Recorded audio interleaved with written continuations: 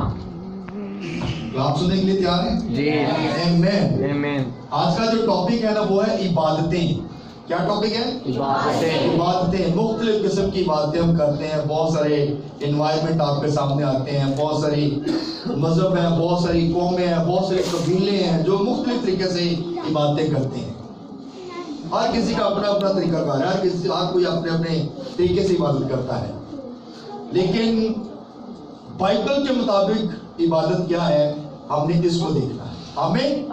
مسیحی لوگوں کی عبادت کیا ہے ہم نے اس کو دیکھنا ہے۔ ہم مسیحی ہیں، ہم نے اپنے طریقے کو اپنانا ہے کہ کلام ہمیں کیا سکھاتا ہے، ہم نے کس طرح عبادت کرنی ہے۔ تو آئیے میرے ساتھ کلام مقدس میں دیکھتے ہیں زبور نمبر 2 اور اس کی 11ویں آیت۔ زبور نمبر 2 اور اس کی 11ویں آیت۔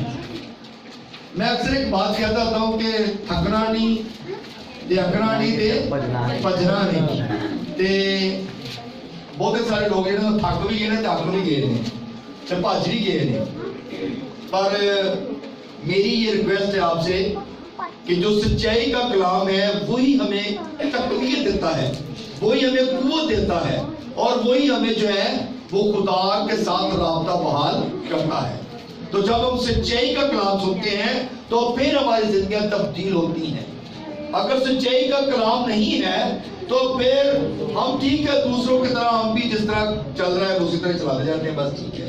لیکن سچائی کا کلام، کیونکہ تم سچائی سے واقف ہو کر سچائی تمہیں کیا کرے گی؟ آزاد کرے گی۔ جب سچائی سے آپ خدا کا کلام سنیں گے، جب سچائی کا کلام آپ سنیں گے تو پھر آزادی بھی ملے گی اور ہمیشہ کی زندگی بھی ملے گی۔ آئیے کلام مقدس دیکھتے ہیں زبور 2 اور اس کی 11ویں آیت۔ جی پڑھیے گا۔ خداوند کے پاک کلام نے یوں لکھا ہے، ڈرتے ہوئے خداوند کی عبادت کرو، کانپتے ہوئے خوشی مناؤ۔ خداوند کے پاک کلام کے پڑھنے اور سنے جانے پہ خداوند کی برکت ہو۔ خداوند کا شکر۔ سب لوگ تشریف رکھیں۔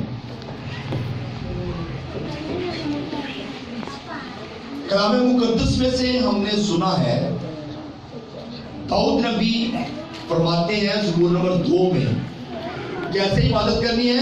ڈرتے ہوئے خداوند کی عبادت کرو۔ کیسے عبادت کرنی ہے؟ ڈرتے ہوئے خداوند کی عبادت کرنی ہے۔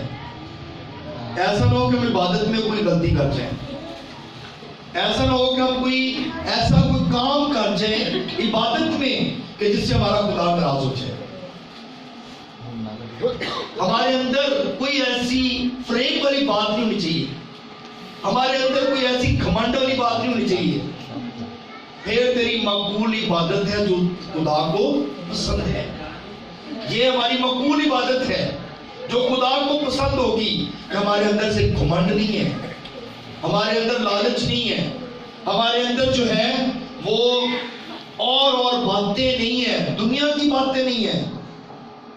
تو جب ہمارے اندر یہ چیزیں نہیں ہوں گی تو پھر ہماری مقبول عبادت ہے۔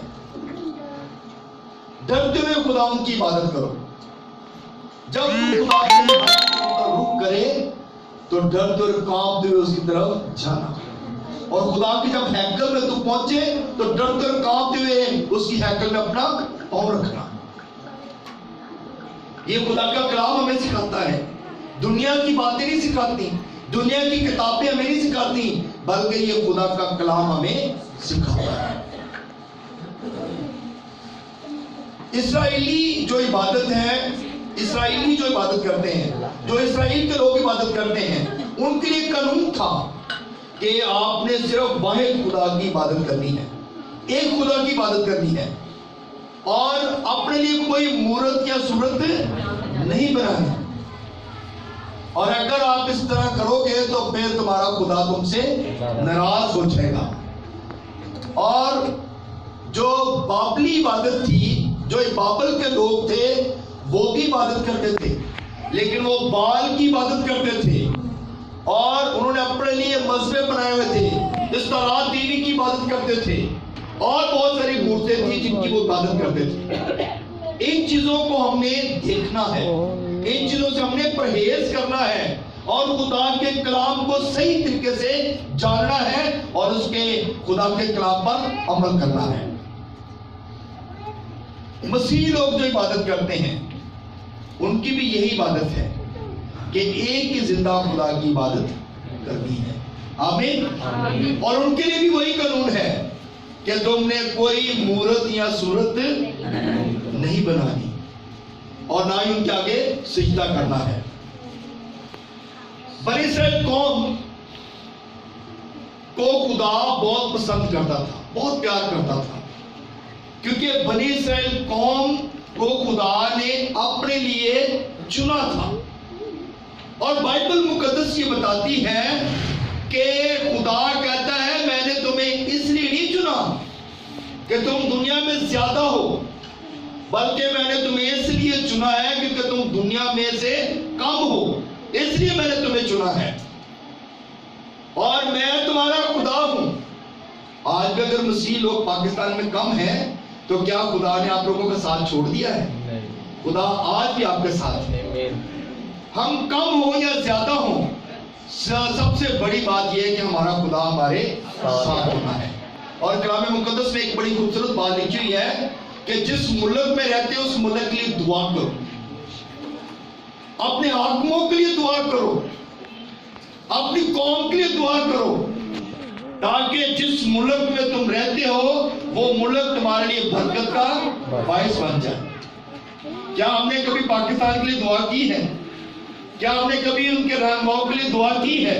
रहबरों के लिए, वजीर आजम के लिए, सदर के लिए, वज़रा के लिए हमने कभी दुआ की है? जब हम दुआ करेंगे तो कलाम मुकद्दस में लिखा है रात बाज की दुआ से शहर सरफराजी पाते हैं। आमीन आमीन। तो मेरे अजीजों, ये सबसे बड़ी हमारी इबादत है कि हम जिस मुल्क में रहते हैं उस मुल्क की सलामती के लिए दुआ करें, ताकि ये मुल्क हमारे लिए बरकत का बायस बन जाए। सो इसीलिए आइए देखते हैं कलाम मुकद्दस में से एक खुदा ने वादे भी किए हैं, कुछ वादे किए खुदा ने कि अगर तू मेरी इबादत करेगा तो फिर वादे जो है वो मैं आपको बताना चाहता हूं कि खुदा ने वादे किए हैं किनके साथ? उन लोगों के साथ जो उसकी इबादत करते हैं। मैं तेरे रोटी और पानी पर क्या करूंगा? बरकत दूंगा। ये वादा है खुदा का। और फिर एक और वादा है, मैं तेरे बीच में से बीमारी को निकाल दूंगा या दूर कर दूंगा। और फिर एक और बरकत है, तेरे मुल्क में ना तो किसी का अस्कात होगा और ना कोई भांज रहेगी। कितना बड़ा वादा है। कहते हैं कि जी वो किसी को ब्लेस किया और उसके बाद मिसकैरेज हो गया, ये अस्कात है। और खुदा कहता है तेरे किसी के अस्कात नहीं होगा, मिसकैरेज नहीं होगा। जिसको मैं बरकत दूंगा उसको पूरी बरकत दूंगा, मुकम्मल बरकत दूंगा। इसका मतलब है कि अगर ऐसा हो रहा है तो हमने इस बात को जांचना है कि हमें हमारे अंदर कमी कहाँ पे हम गलती कर रहे हैं, क्या हमारे अंदर कमी है, हमने इस बात को देखना है। और फिर लिखा है कि तेरे मुल्क के अंदर ना कोई भांज रहेगी। यानी कि भांज का मतलब यह है कि हम खुदा से शायद दूर हैं, हमारे अंदर कोई कमी है, हमारे अंदर कोई घमंड है, हमारे अंदर कोई प्रॉब्लम है जिसकी वजह से प्रॉब्लम है। हमने इस बात को भी जांचना है। और फिर एक और वादा है, मैं तेरी उम्र पूरी करूंगा। Hallelujah hallelujah. मैं तेरी उम्र को पूरी करूंगा। पूरी उम्र कितनी है? 70 या 80 कुव्वत हो तो, मगर इससे बड़ी उम्र है बाइबल मुकद्दस के मुताबिक 120 साल। कहता है जो सही खुदा के साथ चलेगा उसकी 120 साल उम्र होगी। अब ये तो हमें नहीं पता कि कौन लोग सही हैं, ये खुदा ही जानता है, मगर जो सही तरीके से खुदा के साथ चलेगा उसकी उम्र 120 साल होगी। मैं अभी नेट पे एक दिन बुजुर्ग को देख रहा था तो उसकी उम्र तकरीबन 150 साल थी। अभी इन दिनों रिसेंटली 150 साल, वो 100 पता नहीं 55 के 60 तकरीबन इतनी वो सेलिब्रेशन वो अपने सालगिरह कर रहा था। Hallelujah hallelujah. और वो चल फिर रहा था, उसको उसकी वीडियो भी उसने दिखाई कि वो चलता फिरता है। कैसी बड़ी बरकत है। आमीन। तो हमारे बुजुर्ग आजकल तो मेरा 50-60 के बाद बस ختم ہو جاتے ہیں.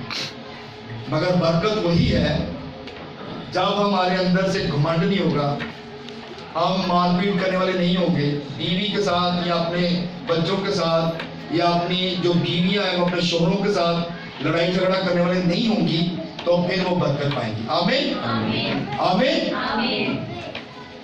پھر لکھا ہے تیرے دشمنوں کو شکست دوں گا, یہ بھی برکت ہے. ہمارے دشمن بہت ہیں نا, تیرے آس پاس 1000 گر جائیں گے اور تیرے دینے ہاتھ پر 10,000, لیکن وہ تجھے چھو نہ سکیں. آمین آمین. 11,000 بدروہیں آپ کو چھو نہیں سکتی اگر آپ کا لنک خدا کے ساتھ ہے, اگر آپ کی محبت خدا کے ساتھ ہے. 11,000 بدروہیں, بائبل مقدس میں لکھا ہے 11,000 بدروہیں, لشکر آپ کو چھو نہیں سکتا. جب آپ کی دوستی خدا کے ساتھ ہوگی, جب آپ کا ریلیشن خدا کے ساتھ ہوگا, تو آپ کو یہ بدروہیں چھو نہیں سکتی. مگر آج کل تو ایک ہی بدروہ نہیں ٹکنے دیتی. لوگ اکثر رات کو اٹھ جاتے ہیں, مجھے بھی یہ پرابلم ہے. سب سے بڑی پرابلم آپ کا موبائل ہے. جب بھی بجتا آپ اٹھ جاتے ہیں, آپ موبائل کہیں آپ کہیں رکھ دیں اور آپ کو نہ ملے تو آپ فوراً ڈھونڈنا شروع کر دو, میرا موبائل, اس کے بغیر تو میں ادھورا ہوں یا ادھوری ہوں. یہ بھی ایک بدرو ہے. اگر آپ اس کو اپنی کمزوری بناتے ہیں تو یہ بدرو ہے.